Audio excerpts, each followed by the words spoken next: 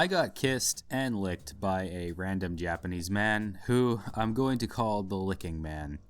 Of all the things I expected to experience in Japan, this was not one of them. The first time he got me, I was enjoying a rock and jazz gig with my friends. The music was awesome, the atmosphere was electric, and I was energized. I danced my heart out and thoroughly enjoyed the music. After the show, we were leaving and this inebriated Japanese man stumbles towards me and offers me a hug. He's thin, balding, and dressed a little more on the punk side than the average crowd goer. I had seen him dancing with us earlier, and I thought he wanted a bro hug. That was my first mistake. My man's was after my neck, and when I gave him the classic one-arm bro embrace, he got me with his greasy goober, planting it on my jugular and giving me a smooch. I was quite surprised and grossed out, transgressed and violated, but I laughed it off, left, and put that strange incident behind me. Starting a fight or getting mad would have been totally dumb. I drove home that night, glad I would never see that man with no social or physical boundaries ever again. Or so I thought. At a separate event, I had just finished dancing yosukoi, and my bad influence friend talked me into singing karaoke in front of a large festival crowd. Not being one to back down from a challenge, I agreed, and we ran on stage and sang Radioactive by Imagine Dragons. I think my mic was a little quiet, even though I was really trying to amplify my voice. But my friend has the better singing voice anyway, and her mic was working fine, so the crowd really wasn't missing out on much. Running off the adrenaline from that, we made our way back to our seats, and what I saw made me stop dead in my tracks. I recognized a man with a drunken, wild-eyed swagger. It was the Licking Man. He staggered forward and took my friend's hand and kissed it, and when I ignored him, he took my hand too. Begrudgingly, I accepted, but I should have known better. Instead of kissing my hand, he leaned forward and stretched out his slimy tongue and licked my arm. After that, he gave me a sinister smile, told me in Japanese that he was my #1 fan, and melted into the crowd. Gross. My YouTube channel is not nearly famous enough to deserve that kind of paparazzi yet. At the time of writing this, I've yet to see the Licking Man again, but I'm sure he's still out there somewhere. Apparently, he's a local menace, and I'm not the only victim to his serial licking. I pray I don't have the misfortune to cross paths with him again, but if I do, I'll do what a Basan does best and disappear. So, how did the river float that I managed to sandwich in between two typhoons end up? Well, it was surprisingly safe. The event wasn't without flaws, no event is, but it's safe to call it a success. My friends and I managed to get everyone on the river, I think about 19 people, within a reasonable time frame. Although the float was only 45 minutes, everyone seemed to enjoy the scenery and cold water. I know I sure did. Afterwards, I got to have lunch and chat with a few new Jets who had just arrived this summer about their experience in Japan so far. I listened to their adventures and misadventures. I was horrified to hear some of them had already encountered cockroaches. I'm still cringing when I think about that. I didn't find a cockroach in my house till about halfway through my first year. If I did find one earlier than that, I would have booked the earliest flight out of Japan. Anyway, their tales reminded me of my first 2 weeks in Japan and how special that time was for me. Japan was so strange and magical back then, and everything I did, even the smallest things, seemed so grand and difficult. On the business end of AJet, managing a Facebook and Line account and getting information out for people is more time-consuming than it is difficult. Process involves searching for recent or long-standing events, translating and organizing the information, and then posting it. Organizing and running on a jet-specific event is much more trouble than simply spreading information, as arranging people and venues can be a bit of a headache. One of the major highlights of my time in Japan is now dancing yosukoi in Kochi City. It was exhausting, stressful, but exhilarating. Honestly, a lot more like climbing Mount Fuji than you might realize. If you can dance yosukoi for 2 days, walking and waiting in between venues in the hot sun and rain, soaked in sweat, constantly hungry, dehydrated, experiencing a burst of adrenaline, and then suffering a crash, waiting for hours in between bathroom stops, Yeah, if you can manage all that, you can manage Mount Fuji. I was nervous about the bus ride up. We drove through some torrential rain that ended up canceling our first dance at Kochi University. After sitting around in the bus and waiting for the rain to stop, at last it was time for us to dance. The major dances we did were at Obiyamachi, which is a big outdoor shopping center in Kochi City. We danced there once around noon and then in the evening. It was jammed with people, and our team's music was echoing off the mall and rattling my bones, it was so loud. Obiyamachi is long, so we danced about 5 times back to back to back to back to back.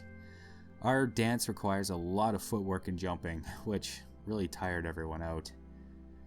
For many of our other dances around the city, the crowds were not quite as big, but still enormous, so it was always a blast performing. I never had stage fright. I would say my nervous energy was more about where my next drink and bathroom was going to be. By the second day, all my nervousness had vanished because I was just so tired. I was numb to the world, focusing on staying awake and shuffling like a zombie after my yosukoi team. One of the unfortunate problems I had, the shoes I was wearing did not breathe. My legs and feet collected a lot of sweat, so consequently my feet were completely soaked. It was like walking and dancing in rubber boots filled with water, except they were filled with my own sweat. Grody. My shoes were like this for 2 days of dancing, and by the end of each day, my feet had pruned up tremendously. You know how your fingers get wrinkled after spending time in the water? It was like that, but the bottom of my poor feet. Putting on wet, cold shoes the second day made me really question my life choices leading up to that moment. But despite my belly aching, yosukoi was a good life decision. Not everything is good for you in a way you'd expect.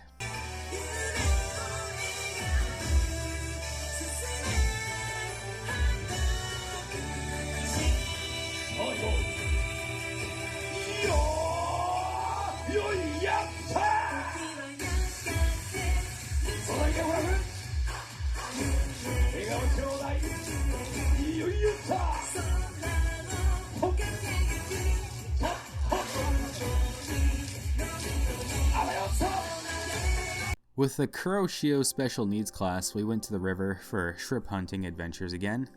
This time I actually managed to catch 2 shrimp. The first one I was in the river lifting rocks and I felt something brush my leg. Turns out it was a big shrimp and I shot him with my harpoon gun. The second was a smaller shrimp I managed to find under a rock. I shot him too. After redeeming myself from my previous river failures, I watched some people swing on the rope swing and decided it would be a good idea to try myself. This ended with me nearly breaking my back on a hidden boulder in the river. And after that little encounter, I was sore and less thrilled to be in the water. I'm also not taking that rope swing again. We went to see a World War II Japanese fighter plane museum with only a single plane. It had been pulled from the bottom of the ocean, restored and put on display. People had folded hundreds of paper cranes and left them at the base of the plane. Apparently, the fate of the pilot who crashed is unknown. He's assumed dead. We ate lunch there and enjoyed a fantastic view. After those adventures, we parked on the side of a random road and walked down through a spider-infested jungle, cutting a path to a hidden beach. There was lots of garbage piled up at the entrances, which was a shame, and the ocean water itself was dirty with floating pieces of styrofoam. I swam out past the styrofoam and enjoyed the cool water, being careful not to get sunburned. Later, I put on some snorkeling gear and swam over to a coral reef. It had gorgeous bright blue fish, sea pickles, urchins, anemones, clownfish, and other beautiful ocean creatures. It's amazing what treasures can lie off a beaten path.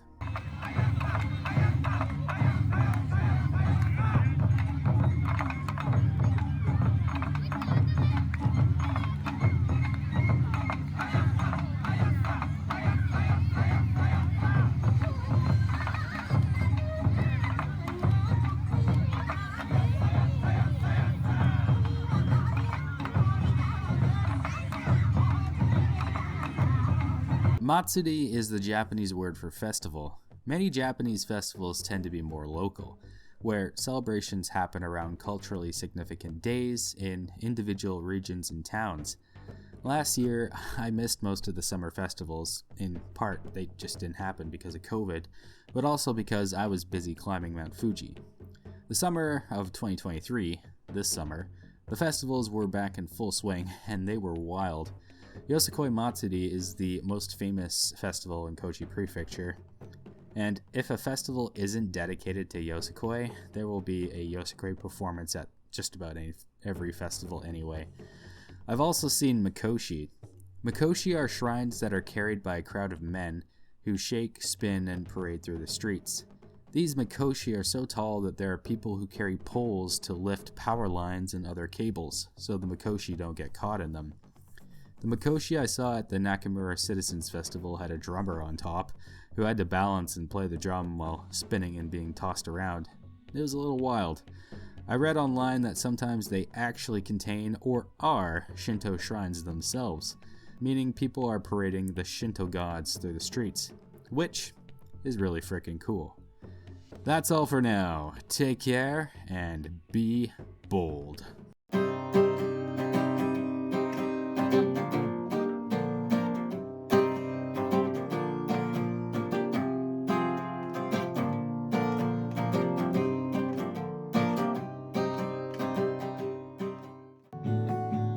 Can't sing the shanties, it has to be said, and all of that grog just goes right to my head.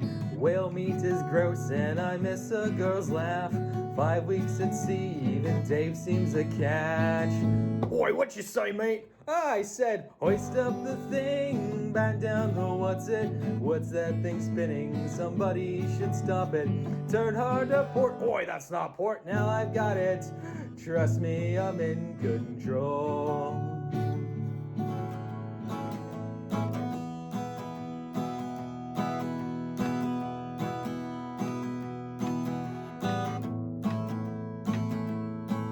You can tell your mom I moved to Arkansas. You can tell your dog to bite my leg. You can tell your brother Cliff, whose fist can tell my lip.